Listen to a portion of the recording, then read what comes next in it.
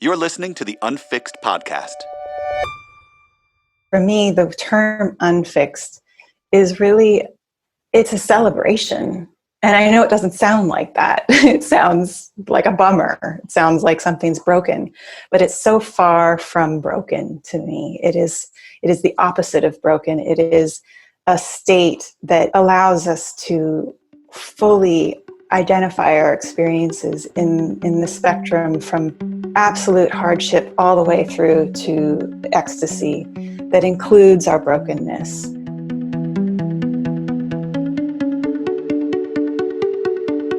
Hi, everyone.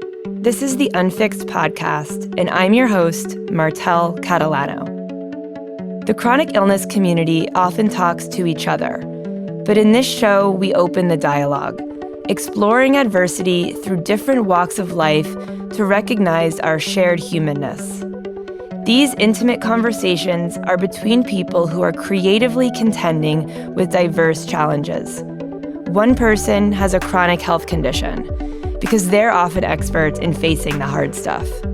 The other is a professional working within a relevant field or facing their own unique battle.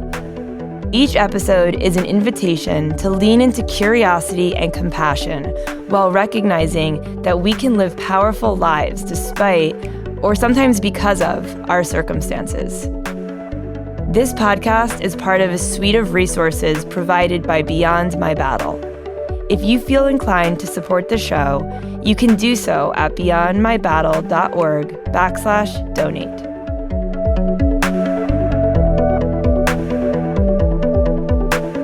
My guest today is Kimberly Warner. Kimberly is a filmmaker and the director, producer of the Unfixed documentary and award-winning docuseries. A few months ago, I interviewed Kimberly for the Beyond My Battle podcast, and it was clear after our conversation that we had only just begun our work together. Fast forward a few months of passion and cross-country collaboration, and here we are with episode 1 of the relaunched show, now bearing its new name, the Unfixed podcast.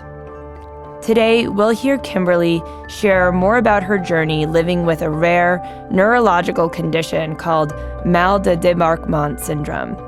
But mostly, we'll talk about why she needed to find others who were learning to thrive with their incurable conditions and make a film about them.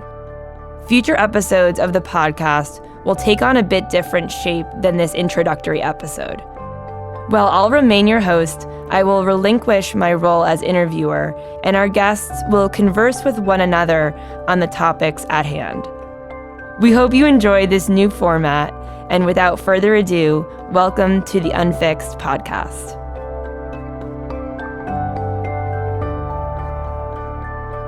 My name is Kimberly Warner, and I am a filmmaker living in Oregon.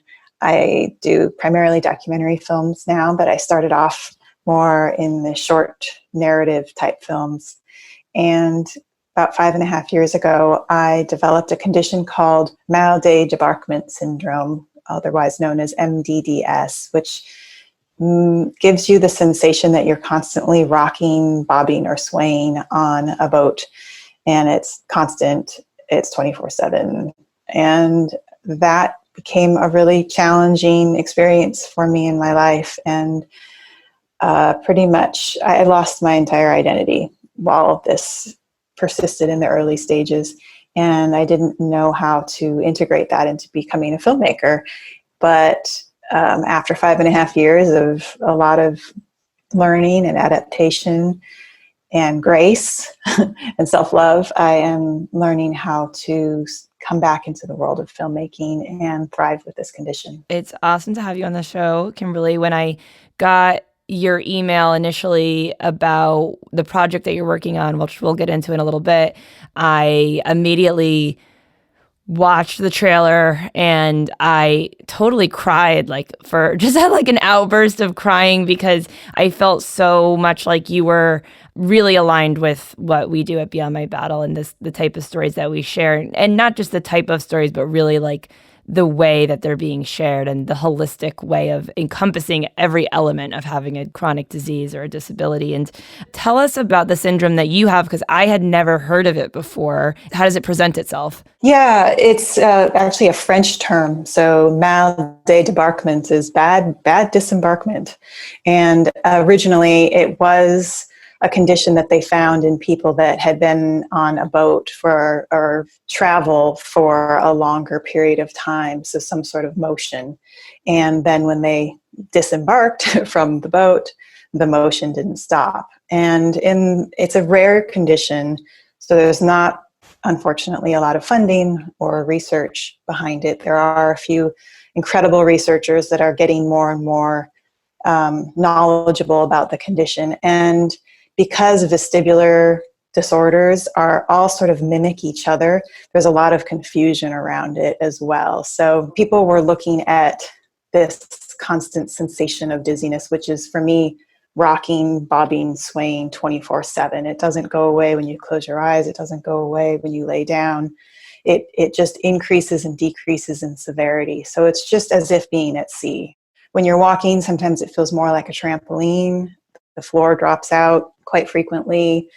I was a dancer for about 15 years, so I have a really good sense of balance. So visibly, nobody can see this happening. I'm just in this constant state of recalibration. Like right now, as I'm talking to you, the desk is bouncing up and down. The floor is moving up and down underneath my feet. And it's pretty unnerving, to say the least. I eventually just stopped looking for a solution. And this was after 2 years of probably about $75,000 of searching and going to the best of the best. And I came to my own conclusion after crossing everything else off the list that I went back to the MDDS Foundation site.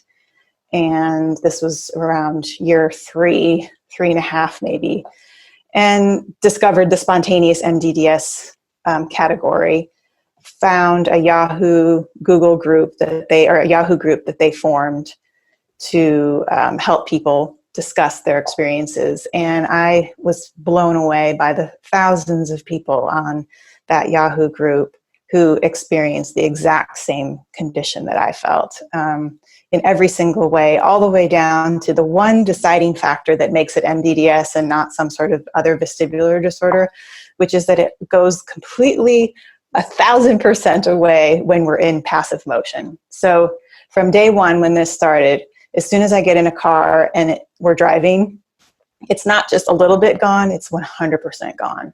The title of your documentary is Unfixed, and I'm guessing that there is no way to fix mal de débarquement. Why did you name it Unfixed? And did you talk to people who do have conditions that there are remedies for? Yeah, the term unfixed is it's really an important one to me, and it's a little bit confrontational for some, and it would have been very confrontational to me. And I say that even up to about 4 years ago, it would have been confrontational to me.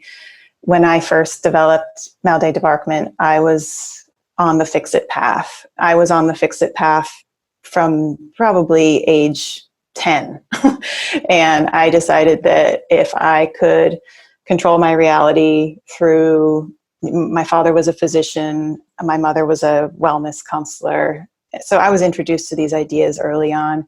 And it was not, unfortunately, the way I learned it and the way that I at least assimilated it myself in my young brain, it wasn't an embracing of the hardships of life. It was more of how to constantly better yourself. And maybe in the early ways we looked at self-improvement, which was negating the harder, difficult, messier, more painful stuff. And so I was running with this earlier programming of fixing myself. And I didn't know how to love myself unfixed. And so for me, the term unfixed is really, it's a celebration And I know it doesn't sound like that. It sounds like a bummer. It sounds like something's broken, but it's so far from broken to me. It is the opposite of broken. It is a state that allows us to fully identify our experiences in the spectrum from absolute hardship all the way through to ecstasy, and to see that there's a continuum along that includes our brokenness. It's more of the surrendering, the meditation, the allowing, the self-love, the self-compassion. Malde debarkment has been an incredible exercise for me in learning to moment to moment to moment open to the contradiction of allowing suffering and joy to coexist. Do you feel, though, like some people are searching to fix their condition their whole life and then kind of missing out on life? Like, there's nothing wrong with raising money for a cure, of course, or going to a fundraiser for a cure. But do you think that always trying to fix it makes us, in a sense, only identify as it further?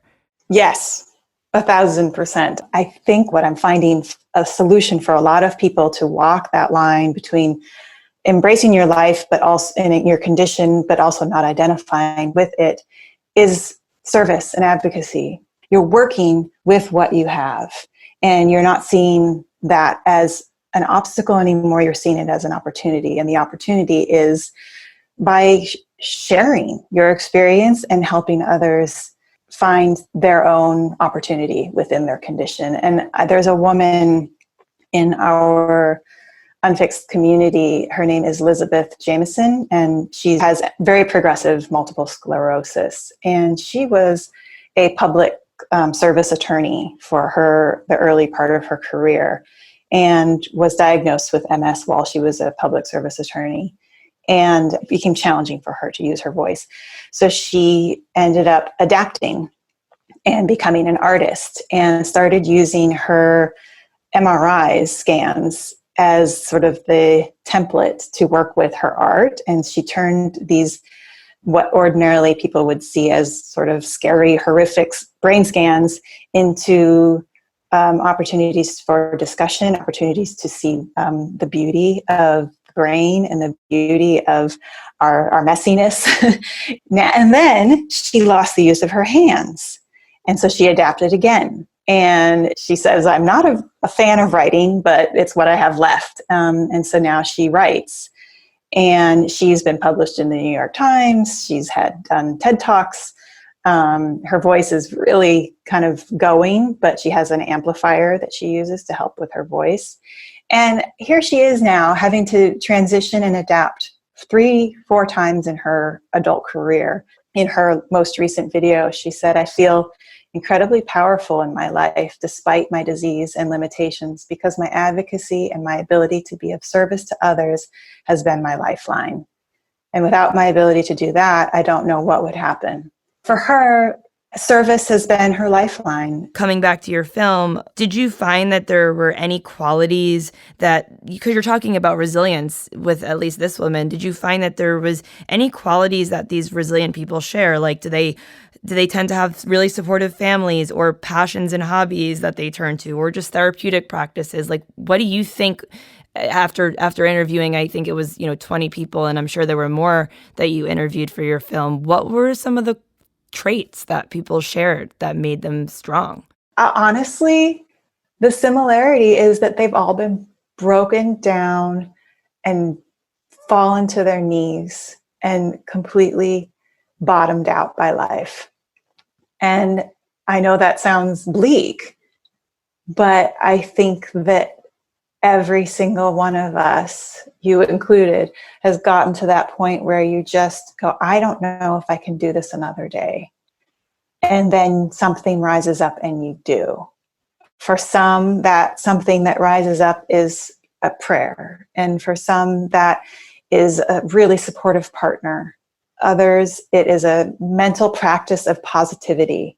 I would say positive attitude and like kind of that inner coach might be a theme, but not for everybody. We have some that definitely don't have that inner coach. Some really are drawn to the arts. But I would say that adaptation, I don't know if it's something that is just an inherent thing that they all share, or something that just was born out of being completely broken by life. I'm wondering what it was like for you to sit with these people and facilitate these conversations. And were there ever any points where you like triggered your own sadness or your own fear in the interview process? Not yet, in the sense that I feel like we're bolstering each other. I love every single one of these people so much that I think the love is carrying me. And I don't feel like their stories are bringing me into my own depression of what I'm feeling. I'm actually feeling more and more optimistic about my own experience of living with this for the rest of my life than I ever felt before I met them all. In the honesty and in the sharing and in this safe place, we feel like we're in this together, and that sense of community, I think, can't be underestimated. The initial interviews happened all over the phone because I wasn't sure, who I was going to choose and who I wasn't.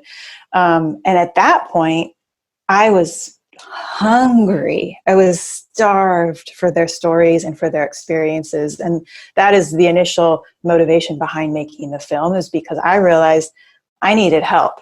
I was completely needing assistance and help to find, I wanted mentors, I wanted to find people like, how are you doing this? I've just decided that, okay, I think I have to learn how to live with this for the rest of my life and stop trying to fix it, because I'm wasting my life trying to fix it. But I do not know how to not try to fix it. I know that's all I know. I need a new language. And so I was really hungry, and most of those phone calls I hung up from, I was just buzzing with excitement. Finding human beings that are pushing up against all odds and still surfacing with courage and virtue and morality. And I was like, what? It's really easy to have those qualities when life goes well. But then when you're diagnosed with ALS while you're getting your double doctorate degree, and within 2 years, you've lost not only the use of your entire body, but also your ability to speak, and you're completely dependent on the entire world for your survival, and you're still talking about the spirit within you that is growing brighter and brighter every day. In sharing these stories, I know that your film will inspire people to share and to express themselves. And I think if there's a power that we can really take hold of is that level of communication, is to express to one person, our best friend or our family or society at large, that this is what it feels like to be me. This is what it feels like when you say this about me. This is what it feels like when you do this. And I want you to know that this is how I feel. Because if we don't say it, nobody will ever understand or even try to understand. So I think that just the vulnerability component of the film will change a lot of lives in various ways. I hope so. I feel like I hope that the conversation isn't just within the bubble of people with chronic illness. I really hope that the audience can expand to, this is what we're trying to achieve with the YouTube videos right now, is that having that conversation go outside of the chronic illness community. There's a lot of people that don't want to watch these videos because, our traumatic brain injury survivor shows up and it's difficult to understand him. And it's like being in the grocery store and going, I don't know what to say. I feel uncomfortable. This makes me uncomfortable. So, but I want to just take it that step further and go, actually, like that Rumi quote, the wound is the place where the light enters you. These people you just scratch below the surface of whatever's making you uncomfortable, how they're speaking, what they look like, whatever. There is so much light in there. And there is so much inspiration and so much of a teaching for all of us. It seems, in a sense, easier to try to fix the something about us than to recognize and reconcile the fact that it's unfixable. I think we have to all, especially when our conditions do not have a known cure, really strive for that place of discomfort in a sense, because it's the only path into some level of comfort. Yeah. It truly is the only place where we will ultimately live with some sort of unconditional freedom, right? I mean, otherwise, if we're always conditioning our happiness based on how we feel inside, we're screwed. I think now, in my experience, moment to moment, MDDS is so uncomfortable. It is this constant sense of being like destabilized. And I've had to, out of necessity, become really, really, really comfortable with this sensation of being uncomfortable. And to me, of course, it doesn't remove the unnerving sensation. It just creates space around it and creates more of an inclusive experience of, oh, I can be peaceful and I can be agitated at the same time. Kimberly, thank you so much. It's just been awesome to talk to you. Really amazing. You are doing such wonderful work, and I am so glad that we were able to connect and discuss over this episode. So thanks for being here. Thank you, guys. Take care.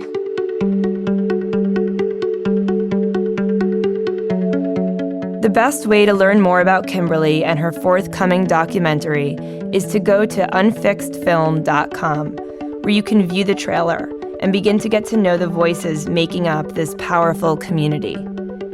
Their stories are also being shared in the Unfixed series, shorter 7 to 10 minute episodes on certain topics like responding to the COVID pandemic as a chronically ill person, or letters they've written to their diagnoses. That can be found on YouTube by searching for Unfixed Community. And for those who have Amazon Fire or Roku, these episodes are streaming through the Disorder channel, which can be added to your player by visiting thedisordercollection.com. As we move forward with what is now the Unfixed podcast, I want to express my overwhelming gratitude for Kimberly, who is now acting producer of the show, as well as all the past guests on the Beyond My Battle podcast. I am moved by your brave hearts, open minds, and strong voices each and every day. And also to our listeners, I hope you all enjoy what is sure to be an inspired new season.